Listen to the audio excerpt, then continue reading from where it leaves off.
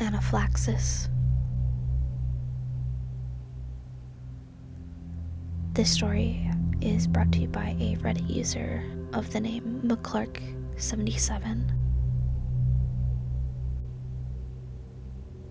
I'm pretty sure my mother has always hated me.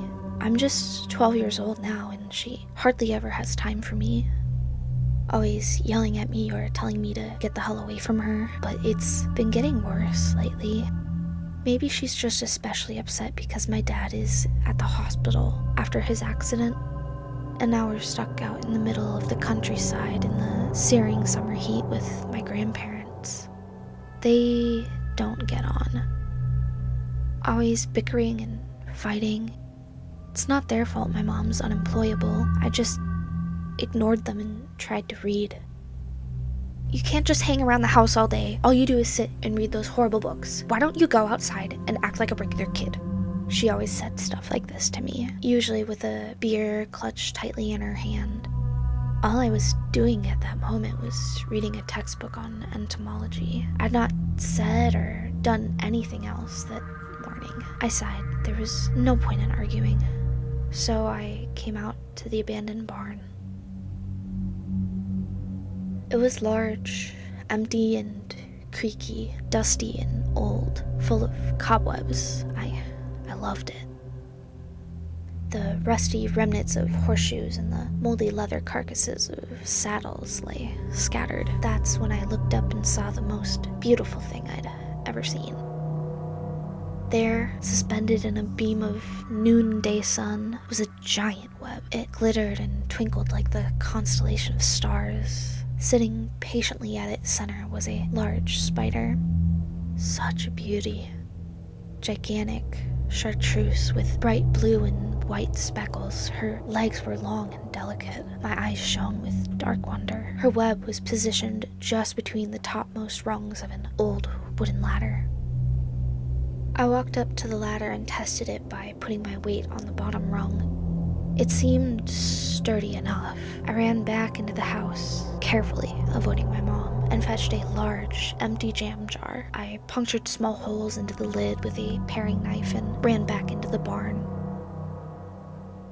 Before I climbed the ladder, I grabbed a nearby stick and broke it into pieces. I took a smaller piece and leant it diagonally against the side and bottom parts of the jar so that it became fixed in place within.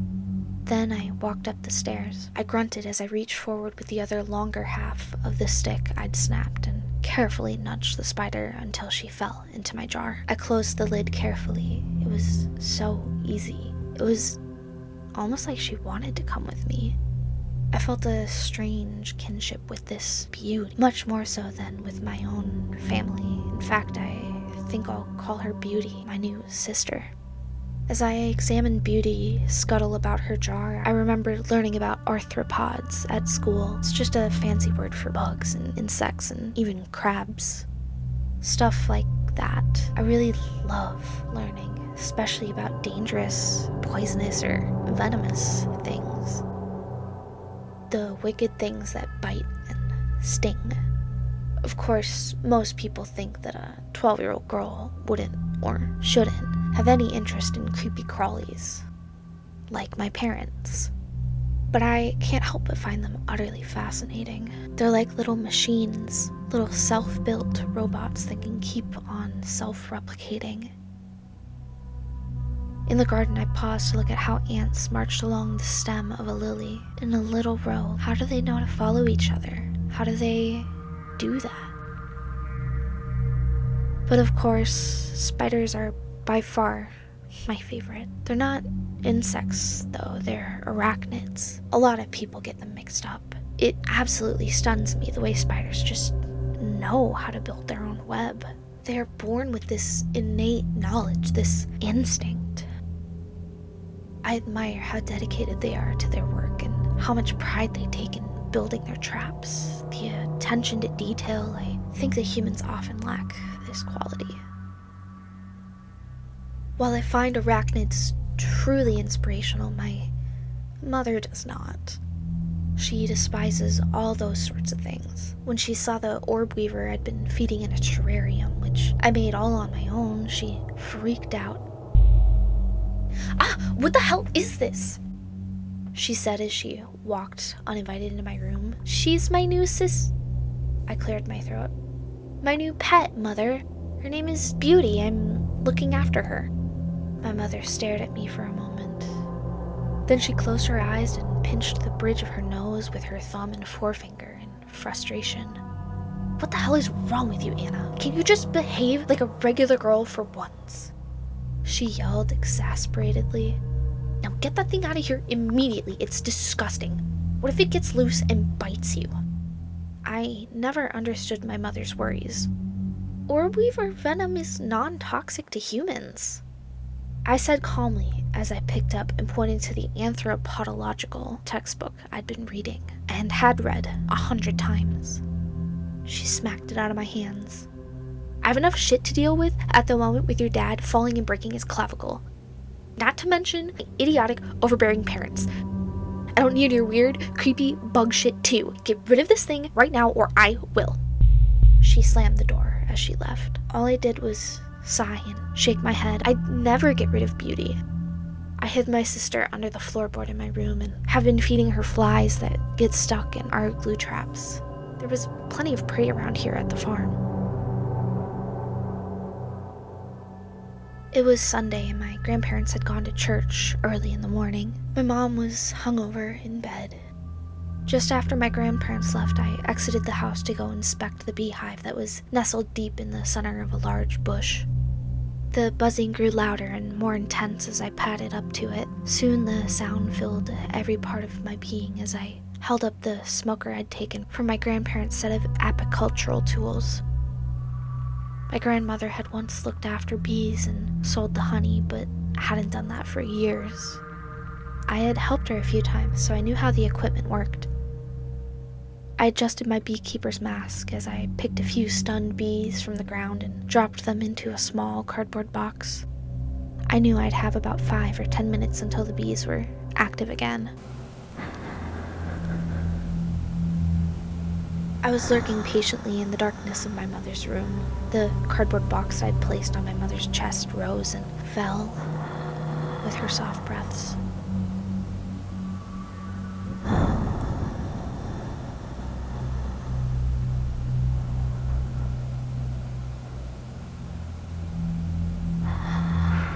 Then a buzzing sound woke her. She sat up, confused.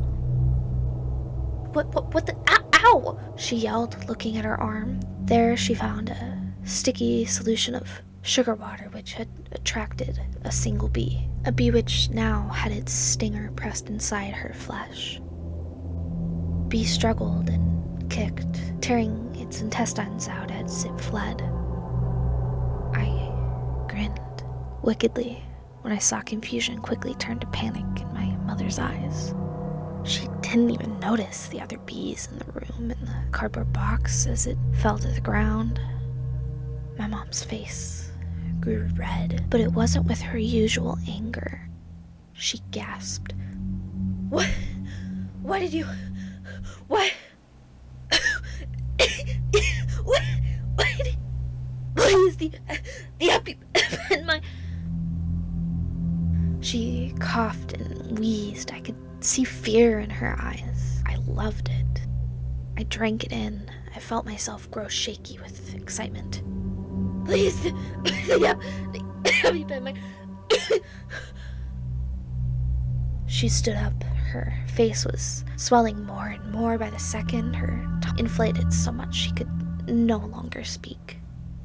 I could almost hear her esophagus tighten, her airway cut off. I could feel the terror pump through her veins. I felt my heart beat faster. Felt the thrill of the hunt course through me. She ran over to a chest of drawers and ripped them open. She searched frantically, hurling clothes and various miscellaneous medications and paperwork all over. Then she turned to me. Her face was almost unrecognizable, bloated and red, her eyes swelling shut as I looked at her. The grin on my face never faded. As she clutched her throat and fell to the ground, I stalked slowly up to her.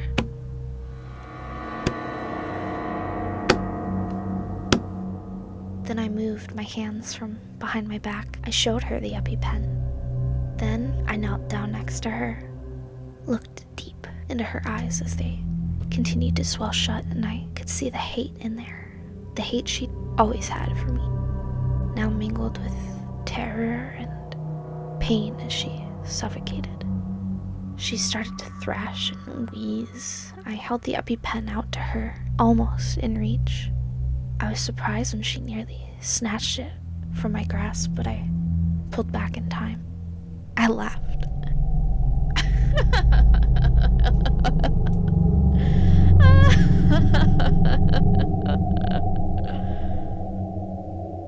It was cold and empty. Then I watched with great delight as my mother slowly died. Beatty would have been so proud of the trap I'd built, the prey that I'd ensnared. If only the trap I'd set for my father had gone as smoothly. My grandparents returned to a dead daughter and a distraught granddaughter. Tears fell down my face as I recounted the events of the morning. She was sleeping, and a bee must have stung her in her room. She's so allergic.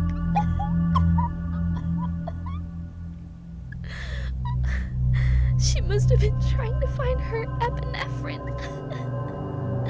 I heard her gasping, but by the time I got there, it was too late. I continued to cry. Later, I gave the same statement to the paramedics and police, who confirmed that the cause of my mother's death had been anaphylaxis.